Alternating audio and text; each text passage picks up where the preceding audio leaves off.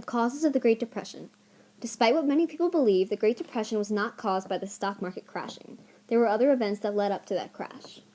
The first major event was that the American economy depended mainly on two things: construction and automobiles. When the purchasing of automobiles and the money spent on construction began to decline in the late 1920s, the economy became unstable. Another cause of the Depression was the uneven distribution of wealth. There was not enough profit going to consumers, which caused many families to live close to poverty. In fact, more than half of America's families in 1929 lived at or below what many people called the minimum comfort level. The third cause, the bad credit system, was another major cause. For example, farmers were constantly in debt because the crop prices were too low for them to pay it off. So as long as the crop prices remained low, the farmers were stuck in a never-ending cycle of debt. America's banks were also in trouble because they were giving out loans like crazy. The next major cause was the fact that European demands for American goods was declining. Europe's industry and agriculture were becoming more productive, so they didn't have to rely on American products as much. The last major cause of the Depression was the international debt structure. European nations borrowed a lot of money from America to pay back their debts to America, but this only caused the debt to keep piling up. And because of the high protective tariffs, Europe didn't have any source of foreign exchange to allow them to pay off the debt. That's when the international credit structure collapsed. In a country with abundant resources, the largest force of skilled labor, and the most productive industry in the world, many found it hard to understand why the Depression had occurred and why it could not be resolved. It was difficult for many to understand why people should go hungry in a country possessing huge food surpluses. Blaming Wall Street speculators, bankers, and the Hoover administration, discontent grew in the early 1930s. By 1932, hunger marches and small riots were common throughout the nation. However, not all citizens were caught up in the social eruptions. Many were too oppressed or busy surviving day to day to get involved in public displays of discontent. Instead, they placed their hope and trust in the federal government and Presidents Hoover and Franklin Roosevelt. As a response to the Depression, President Hoover first acted by trying to regain the public's confidence in the economy. He called leaders of businesses to the White House and tried to convince them to accept a program of voluntary cooperation to try and counteract the Depression. This program of voluntary cooperation failed when conditions worsened in 1931.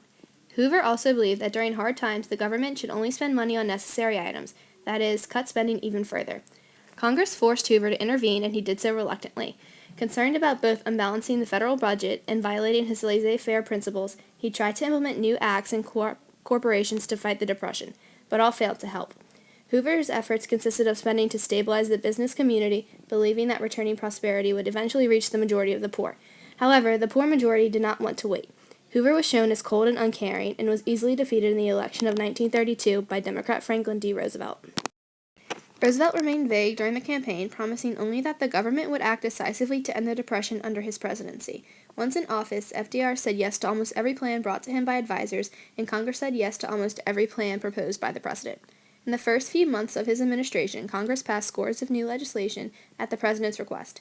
Historians tend to categorize these efforts as either measures for relief, recovery, or reform. Another way of understanding FDR's Depression-fighting efforts is to analyze the politics of the New Deal. Generally speaking, the overall aim of the New Deal was essentially conservative. The New Deal sought to save capitalism and the fundamental institutions of American society from the disaster of the Great Depression. The United States has gone through many economic ups and downs. The Great Depression and the Great Recession are very similar. The Great Recession is often known as the worst depression since the Great Depression. The main comparison of the two crises is that both times were a period of wealth followed by a stock market crash. The causes of both crises lie in the actions of the federal government. More people were unemployed during the Great Depression than the Great Recession. The Great Depression was also more difficult to live through. The unemployment rate during the Great Recession was at 10% during October 2009. In contrast, there was a 25% unemployment rate during the Great Depression. During the Great Depression, the Federal Reserve, keeping interest rates low during the 1920s, lowered interest rates to halt the boom. President Hoover also signed the Smoot-Hawley Tariff, which stifled trade and damaged American exports throughout the 1930s. The president also signed a large tax increase, which resulted in halted entrepreneurship. The Great Recession started when the government in the 1990s began pushing home ownership.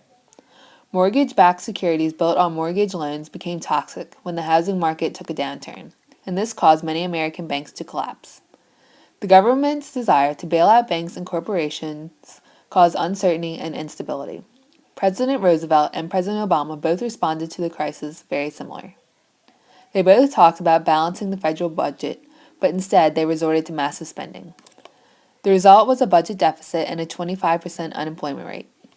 During the Great Depression, Roosevelt raised income tax and excise tax. Both Obama and Roosevelt attacked Wall Street bankers and corporate leaders. The Depression lasted throughout the 1930s, while the recession only lasted 2 years. During these tough times, Social Security, Medicare, and other public assistance programs were available during the recession. This was not available during the Great Depression.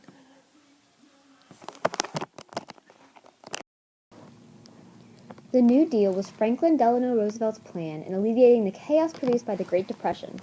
Soon after taking office, Roosevelt issued a bank holiday, where all of the banks were shut down for 4 days so Congress could discuss how they were going to reform the banks.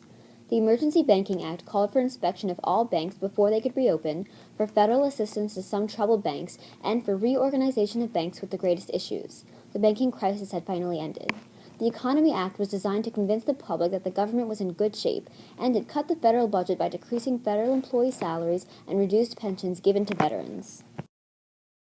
The Glass-Steagall Act gave the government authority to stop banks from irresponsible speculation, and it established the Federal Deposit Insurance Corporation, which guaranteed small depositors would be able to recover their money if a bank were to fail.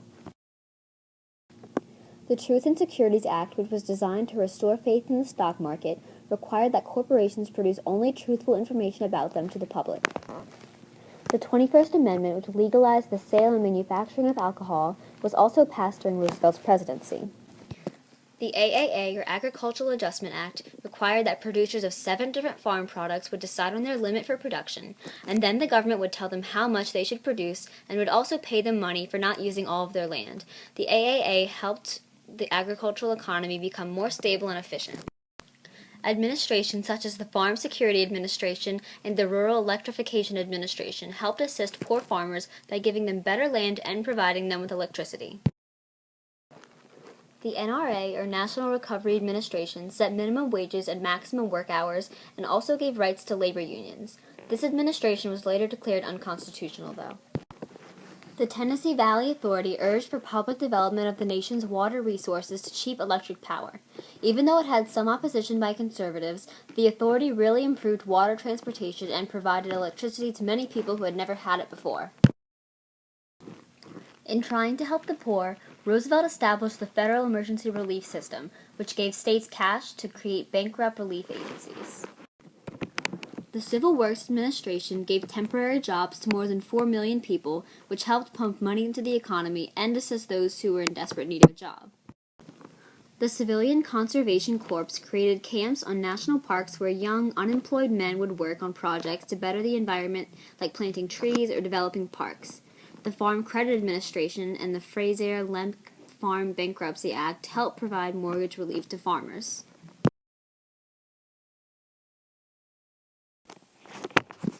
FDR's response to the Depression was the New Deal, and Obama's response to the Great Recession was the Recovery Act. FDR's bank holiday laid a framework for ensuring the integrity of national banks. Current-day stress tests are revealing that those beyond repair should not be bailed out. The Economy Act created a greater deficit as spending in other areas rose dramatically. Obama hopes to combat this by creating transparent government spending. The WPA created jobs while strengthening infrastructure. With unemployment soaring, the rail plan could bring jobs to thousands. Recent economic downturns have people claiming that the economy has experienced times similar to the Great Depression of the 1930s. Barack Obama and Joe Biden have been making efforts to revitalize the economy. Their plans have similarities to Franklin Delano Roosevelt's New Deal, which helped society get back on track after the Great Depression. Like FDR, their first course of action was to provide jobs to unemployed Americans. Roosevelt established the Civilian Conservation Corps and the Civil Works Administration, which provided temporary jobs to millions of Americans. Also, by providing temporary business tax incentives, they hope to encourage smaller businesses to make investments. They hope that investment in small businesses will help create jobs. Barack Obama gave the Treasury the tools it needed to stabilize the financial system, much like when FDR called a bank holiday and allowed the Treasury to inspect all banks before they reopened. Also, like Roosevelt, Obama and Biden recognized workers' rights to strike and organize. In the NRA Section 7A, Roosevelt recognized the same rights of workers. Roosevelt also believed in providing mortgage relief to many people, as does President Obama. Obama plans to create a 10% universal mortgage credit to provide tax relief to homeowners. One difference between modern-day plans for helping the economy and the New Deal is our welfare program to provide parents with money they need to help raise their children.